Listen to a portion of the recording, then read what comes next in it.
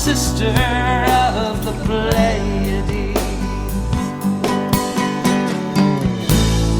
walks in beauty like the night. Oh, that is best, dark and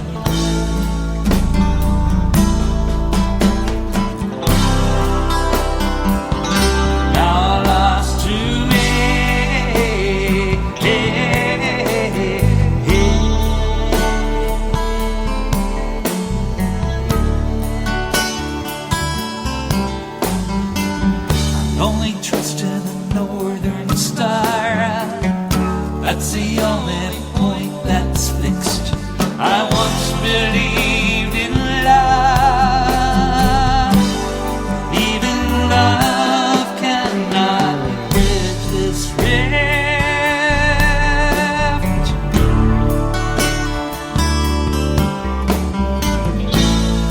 Where is my lucky star tonight?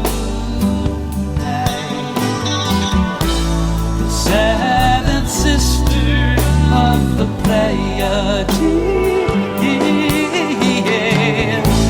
who walks in a beauty like the night. All that is best, dark and bright.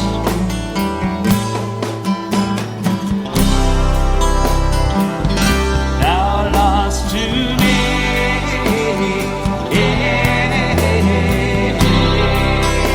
You can advertise your business on Night Dreams Talk Radio, and you will be heard worldwide.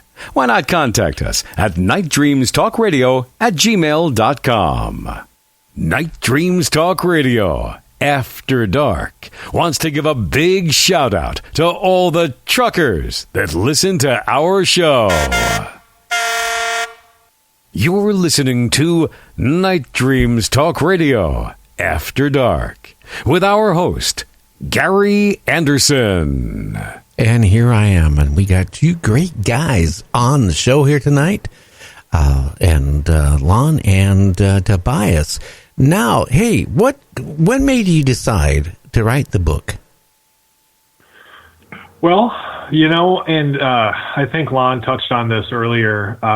We probably both did, at least some. There has been so much misinformation spread about this investigation, and then on top of that, just the investigation itself, with the dozens and dozens of reports received. It's too much to ask anybody to keep track of it all, who isn't doing this like it's their job.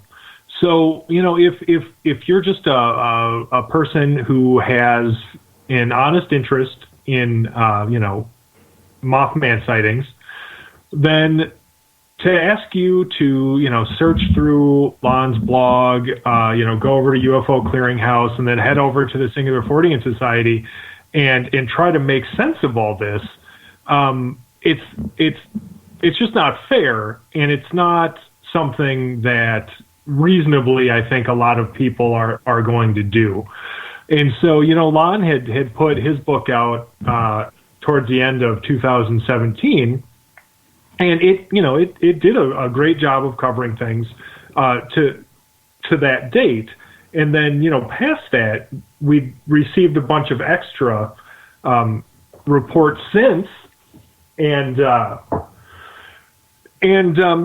felt like we had finally hit a place in the investigation, even though it's still ongoing, and we still do receive reports that we're looking into. I felt like we had reached a good place in the investigation, and I felt like a lot of the sort of turmoil amongst people who were upset, again, that frankly they weren't allowed to make the investigation about themselves, had died down. And so it really felt like I was in a good place to sit down and try to do my best to sort of explain this investigation to people. And of course I can only do that from my perspective, but I do have the benefit of, working very, very closely with everybody else involved.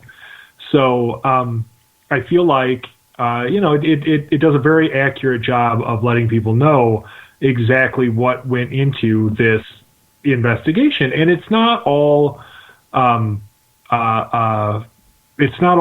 bunch of hype.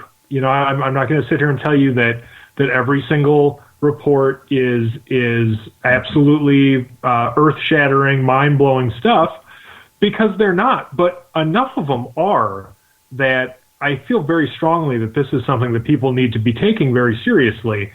And I really felt like the best way to do that was to lay it all out and just let people know very openly and very honestly exactly what we've been dealing with, and let them decide for themselves, because I really think that anybody who takes the time to really engage with this is going to come away with a sense that something very real is happening here.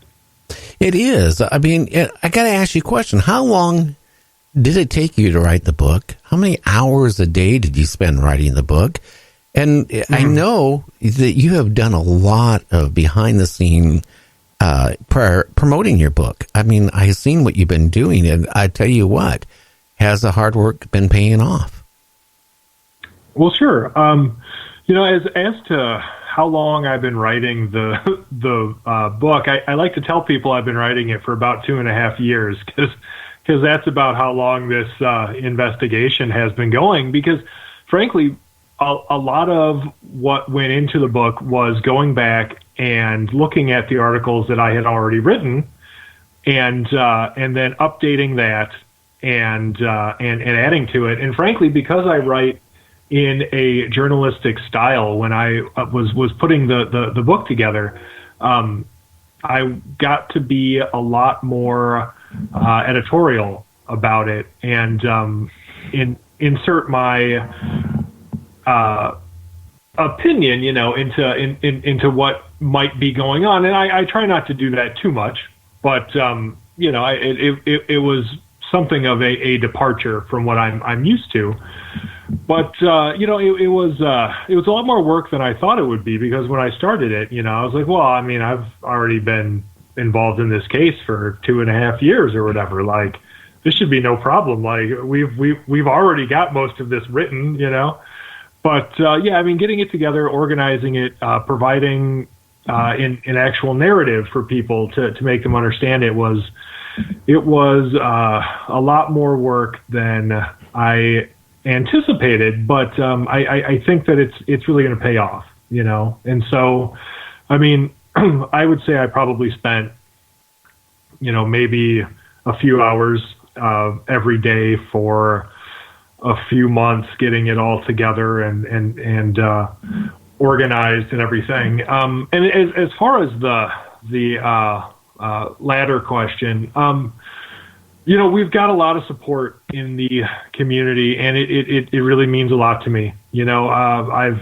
Obviously I've been working closely with Lon here, but we've made a lot of other friends along the way, and there's been guys like Jay Bachochin and Adam Benedict over at the Pine Barrens Institute, Seth Breedlove with Small Town Monsters, Troy Taylor down in Illinois with American Hauntings, just a ton of people, and more people than I really honestly would be able to just sit here and name. And they've come out in support of us, and in support of this book, and in support of this investigation, and that's really it's meant a lot to me,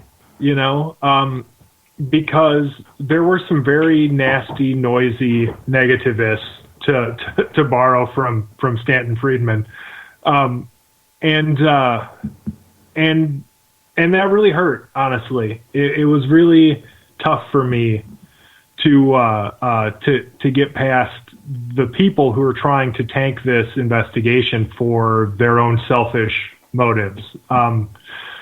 Just a little about me. I don't really like to fight with people. I certainly didn't get into the paranormal to have to fight with people.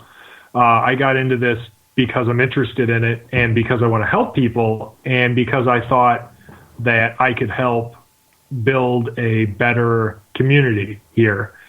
And to have people sort of so obviously interested in celebrity that, they would be willing to try to ruin something that has a lot of meaning to a lot of people and hopefully has helped some people, that was very distressing. And, I had some very sort of long, dark night of the soul kind of times during that, where I was ready to quit. I was like, if this is what the paranormal is, I don't want any part of it.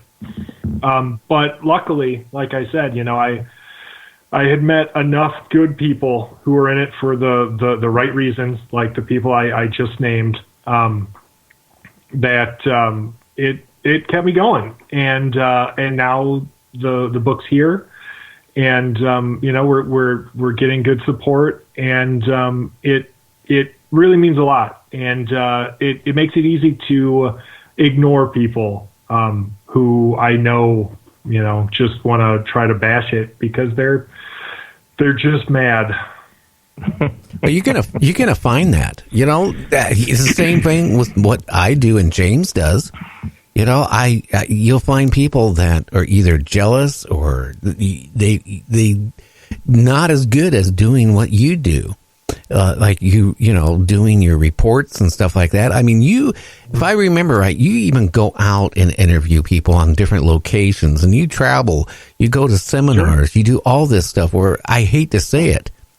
I had a guy who wrote some books, wanted to come on my show, and he claimed he's a Bigfoot hunter. And I was talking to him on the phone, and I said, well, you got these couple books. I'm not going to mention who they are or what the names are. I said, well, when you've been out Bigfoot hunting, I mean, have you ever got any footprints? Oh, no, never mind. I never actually gone out and looked for a Bigfoot. I just go off the internet and take reports, and I wrote a book. And I said, then how can you claim yourself being a Bigfoot hunter? You can't. It just sounds like plagiarism, honestly. Just taking reports off of the internet. I try to get out into the field as much as possible. Anybody who's had a sighting report that I can get to, Emily and I always are willing to go out there, and so we have had the opportunity to actually get out there, talk to people face to face where they had their sightings, be shown around, and even if for whatever reason, we're not able to go on site, we've had people who will send in photographs and videos, it honestly, as much as I talk about industry people being supportive, the witnesses, like so many of these witnesses, have really put themselves out there. There have been people who have been willing to go on the record, which means a lot. I would never pressure anybody to do that, but anybody who is willing to do it, I appreciate the hell out of it. I think that takes a lot of bravery. And so that's helped a lot. But, so many of these witnesses, because they were so affected by their experience, like they were really willing to go the extra mile and really engage with us and provide us with anything that we needed to try to, help investigate and I guess explain isn't necessarily the right word, but validate their sighting, because once we're able to look at something and we can rule out all of the, normal, rational explanations, and there's just really nothing left other than, being willing to speculate as to, a possible paranormal explanation. I think that's strong validation for a lot of people because, they're worried that they're, losing their mind half the time. And when you can go out there and